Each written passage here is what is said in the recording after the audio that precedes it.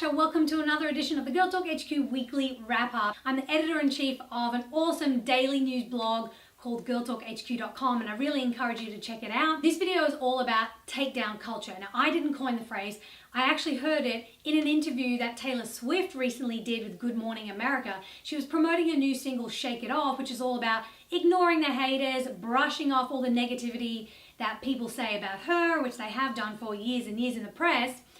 And she said something really interesting in this interview, and it was that we live in a takedown culture. And the phrase just really stuck with me because I know exactly what she's talking about, in that I see it every day as a blogger, as a host, as a content creator, as a young woman who's just consuming media on a daily basis.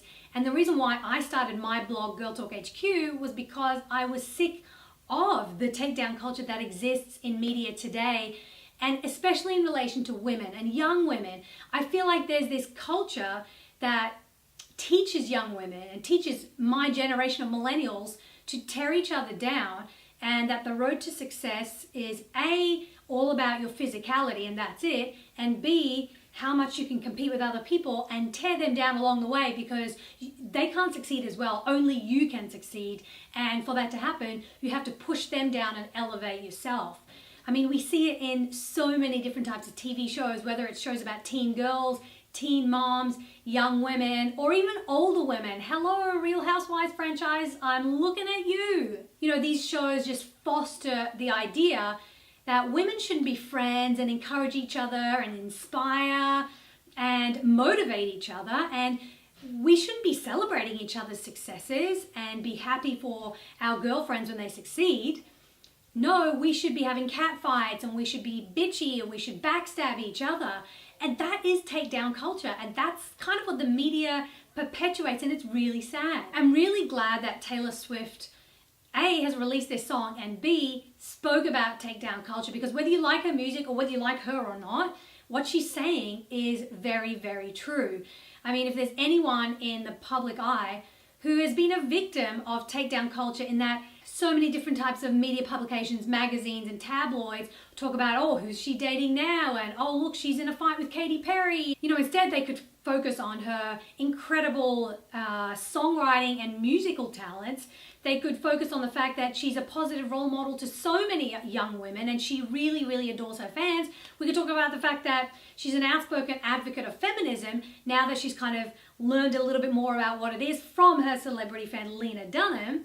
But no, they choose to focus on who's she dating now and who did that person break up with to date Taylor Swift. And of course, the other big news story that just epitomizes takedown culture in terms of women is the whole incident regarding all these female celebrities who have their nude photos from their phones leaked onto a website called 4chan. Now, while I'm not going to go into whether they should be taking nude photos or not, that isn't even the issue. The issue is, why is the crime of someone's private photos being stolen, why is that being overlooked, as opposed to people focusing on, well, why does she take those nude photos? Like, that has become the issue, and people talk about it as if it's a scandal, but it's not.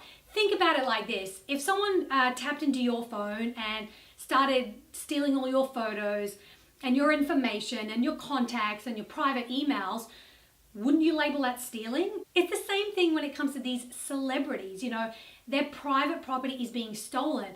And there's all these people pointing the fingers and making it about the whole nudity issue. But the fact is, if these photos weren't leaked, no one would know this about Jennifer Lawrence. Everyone knows it about Kim Kardashian. I'm talking about Jennifer Lawrence specifically. She has recently now spoken about this issue in an interview with Vanity Fair, saying it's not fair that somebody's taken my private property and leaked it out into the public like that's allowed. And she made a really good point, saying that just because I'm a celebrity doesn't mean I'm not allowed the right to privacy. Where are all the nude photos of these male celebrities that I'm sure exist? Hello, we all know they exist. Why are these people, whoever these hackers are, why do they only target women?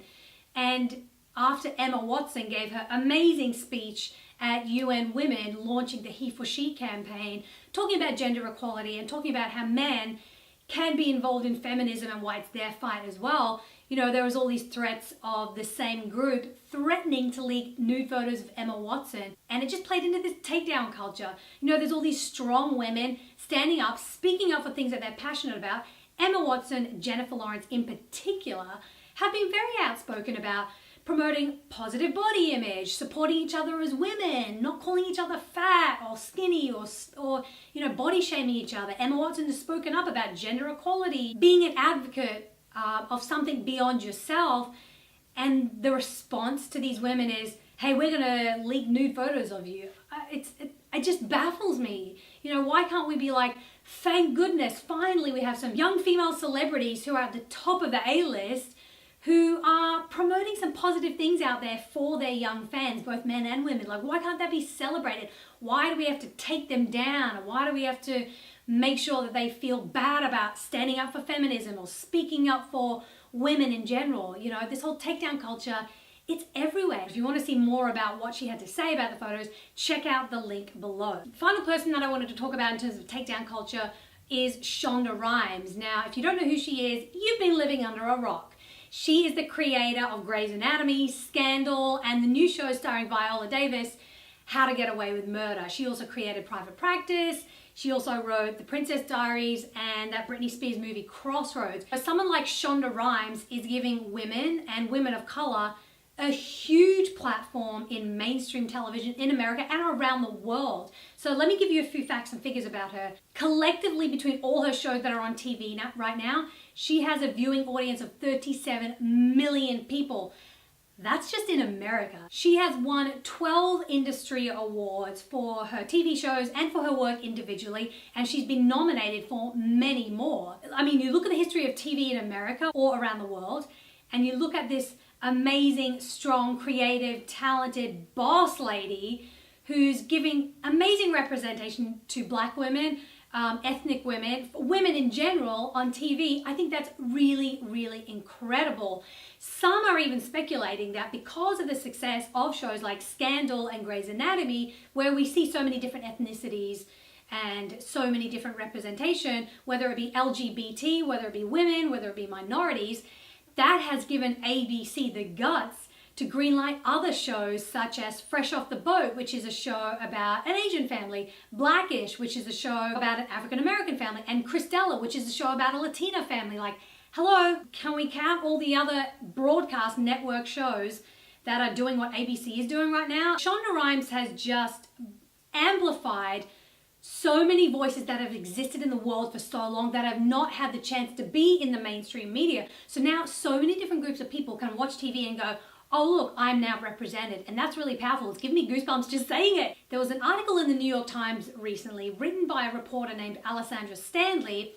The whole article was meant to be very complimentary about Shonda Rhimes, and it was specifically focusing on this new show, How to Get Away with Murder, starring Viola Davis. The thing is, she started this article out in the worst way possible and basically said if Shonda Rhimes were to write a memoir of her life, it should be called How to Be an Angry Black Woman, something like that. That was literally in the first paragraph. So I read the rest of the article and she said some really great things, but it kind of felt like a backhanded compliment. And obviously the whole internet and all of mainstream media jumped all over this because it's like, hang on a minute, why the F would you say that about Shonda Rhimes? Why can't she just be a successful person in television creating another awesomely successful show with, hey, another Black woman as the lead role, which doesn't happen that often. But what Alessandra Stanley was saying, her recipe for success is being an angry Black woman, and it just came across racist, first of all, let's be honest, and completely incorrect. So the Hollywood Reporter then interviewed Shonda Rhimes and kind of set the record straight. And they started their article off completely different. Shonda Rhimes was invited to speak at a major industry event, and the organization sent her a piece of paper with her title on it just for her approval, and it said, Shonda Rhimes, successful Black female showrunner in Hollywood, and she crossed out Black and she crossed out woman, and she's like, why can't I just be a successful showrunner? Why does it have to be about gender?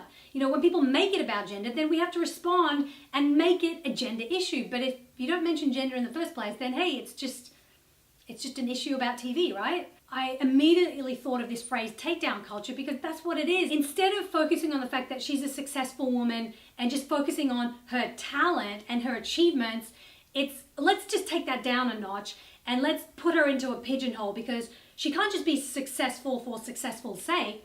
She has to be a successful woman or a successful black woman. That's where takedown culture is just rampant, I think. So these are just my opinions. I want to know what you guys think. Do you think what Taylor Swift said about takedown culture is true? Do you have any other examples that you want to share? What are your thoughts on the whole celebrities' nude photos being leaked?